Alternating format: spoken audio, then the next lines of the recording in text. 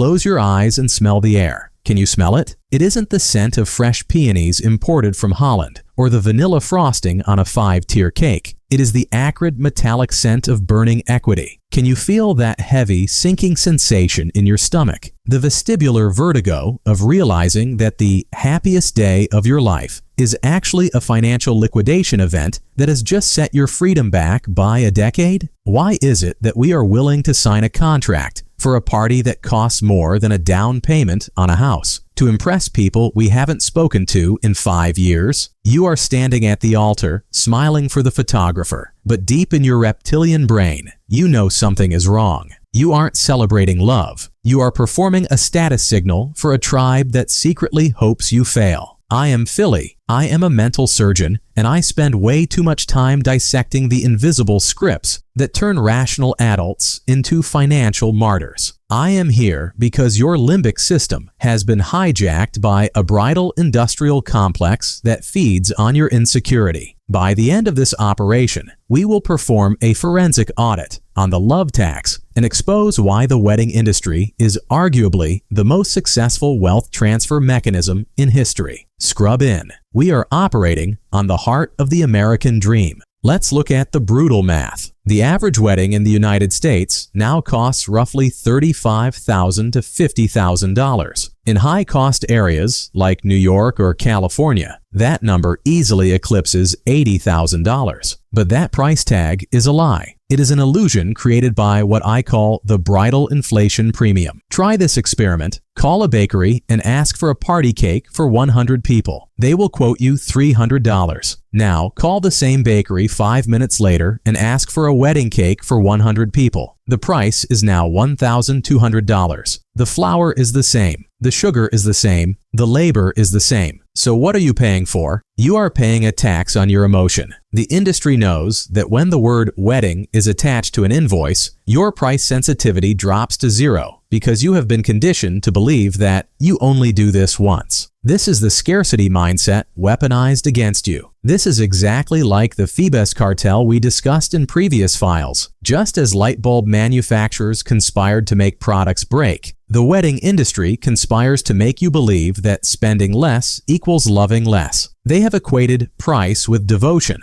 If you buy the cubic zirconia instead of the diamond, you are signaling that your love is fake. If you choose the taco truck instead of the plated filet mignon, you are signaling that your future is unstable. This is status signaling in its most toxic form. But here is the medical concern. That $50,000 you just spent on flowers that will die in 4 hours and a DJ who played the cha-cha slide, that wasn't just $50,000. We need to talk about the opportunity cost. If you are 28 years old and you invested that $50,000 in the S&P 500 instead of blowing it on a reception at an 8% return, that money would be worth nearly $1.1 million by the time you retire. You didn't spend $1 million of your future freedom to feed your friends chicken cordon bleu for one night. Think about the vestibular vertigo of that math. You effectively invited the bank to your wedding, handed them your retirement, and thanked them for the privilege. Why? Because of the Diderot effect. Remember the man who bought the scarlet robe and ruined his life? The wedding dress is your scarlet robe. You buy the $5,000 dress. Suddenly, the venue must match the dress, so you book the castle. The castle demands the string quartet. The quartet demands the 5-course meal. It is a chain reaction of consumption that leaves you broke, exhausted, and starting your marriage with a financial hangman's noose around your neck. And the sickest part? The data shows a direct correlation. The more expensive the wedding, the higher the divorce rate. You are paying a premium to increase the statistical likelihood of your own relationship's failure. But the bleeding doesn't stop at the venue fee. There is a silent killer lurking in the guest list.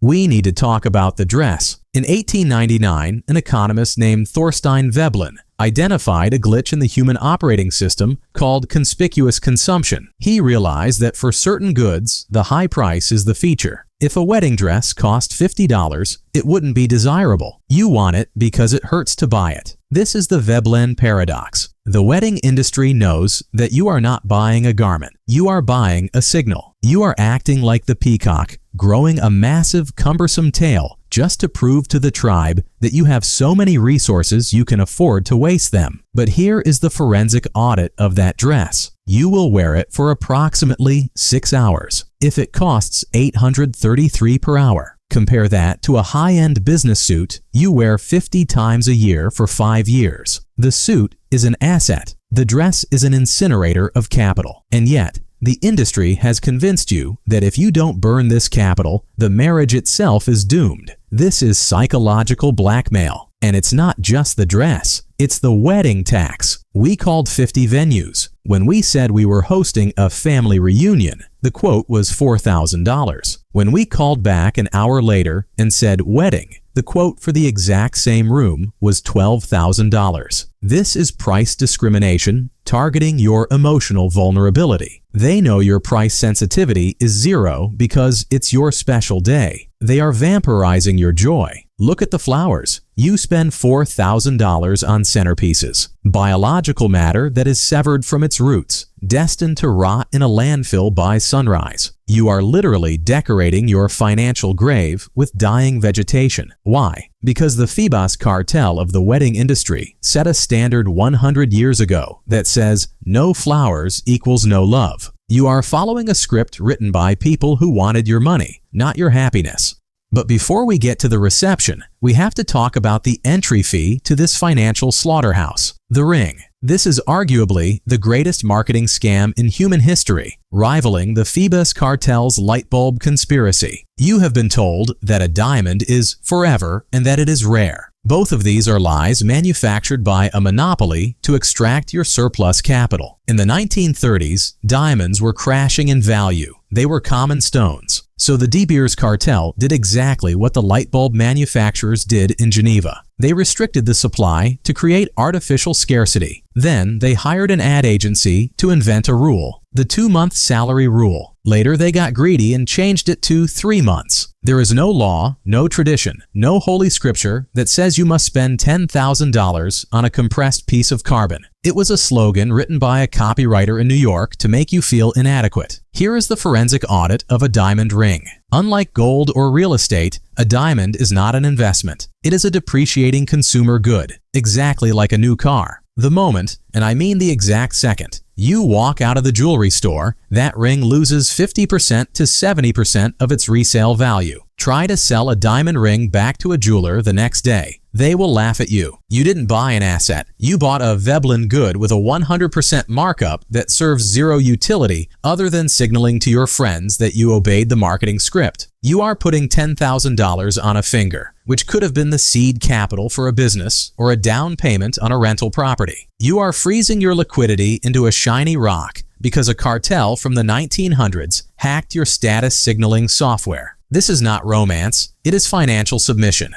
Let's perform the brutal math that your wedding planner is terrified you will see. Let's say you take the average American wedding cost of roughly $35,000, but most of you aren't paying cash. You are putting it on credit cards or taking out wedding loans at 12% interest. If you finance $35,000 at 12% over 5 years, you aren't paying $46,000. That is a brand new car, just in interest payments. But the real tragedy is the opportunity cost. Let's say you and your partner are 28 years old. You take that $35,000 and instead of feeding 150 people chicken, you invest it in a low-cost S&P 500 index fund. You never add another penny. You just let it sit. By the time you are 65, that single day of partying would have grown to approximately $600,000 to $1 million, depending on market cycles. Do you understand what I am telling you? That reception didn't cost you $35,000. It cost you your financial independence. It cost you the ability to retire 5 years early. You traded 5 years of your freedom for 5 hours of dancing. This is what anthropologists call a potlatch. Ancient tribes would gather and burn their possessions in a massive fire to prove how powerful they were. That is your wedding.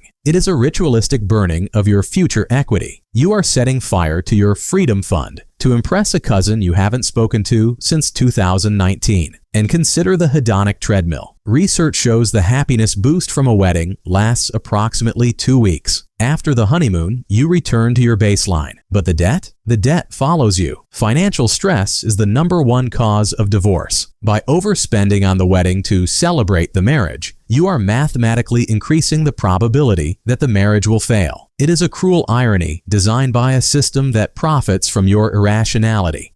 We haven't even talked about the vampire costs that bleed you dry before the wedding day even arrives. In the last decade, we have seen the mutation of the bachelor party. It used to be a night out at a local bar. Total cost, $100. Today, thanks to Instagram and the ditto effect, it has metastasized into a 4-day destination event in Tulum, Nashville, or Vegas. This is lifestyle creep weaponized by peer pressure. You aren't just paying for the wedding. You are paying for the flights, the Airbnb, the matching outfits that will be worn once and thrown into a landfill, and the overpriced experiences designed for social media. The average cost of attending a bachelor or bachelorette party is now pushing $1,500 per person. If you are in the bridal party, you are essentially paying a friendship tax to prove your loyalty. This triggers a chain reaction of consumption. You buy the dress for the engagement party, then you need a different outfit for the shower, then a different outfit for the bachelorette weekend, then the dress for the wedding itself. It is the story of Diderot's dressing gown happening in real time. One commitment forces you to upgrade your entire existence for 12 months, draining your saving money capacity right when you need it most. And here is the dark psychology. You do it because you are terrified of looking cheap. The poverty premium works in reverse here. You pay a premium to avoid the stigma of being the one who said, "I can't afford Cabo." So you put it on a credit card, paying 24% interest, financing a weekend of eating meat for the next 3 years. You are literally financing a hangover with your future freedom. So, how do we hack this system? How do we escape the bridal industrial complex without dying alone? We initiate the elopement protocol. Step 1. The micro-wedding pivot. You limit the guest list to the people who would actually donate a kidney to save your life. That usually cuts the list from 150 to 20. You book a private room in a restaurant, not a wedding venue. You avoid the wedding tax instantly. You wear a suit you own or a dress you bought non-bridal. You spend $2,000, not $40,000. Step 2. The freedom transfer. You take the remaining $33,000 you would have spent, and on the day of your wedding, you deposit it into a joint brokerage account. You name it the Freedom Fund.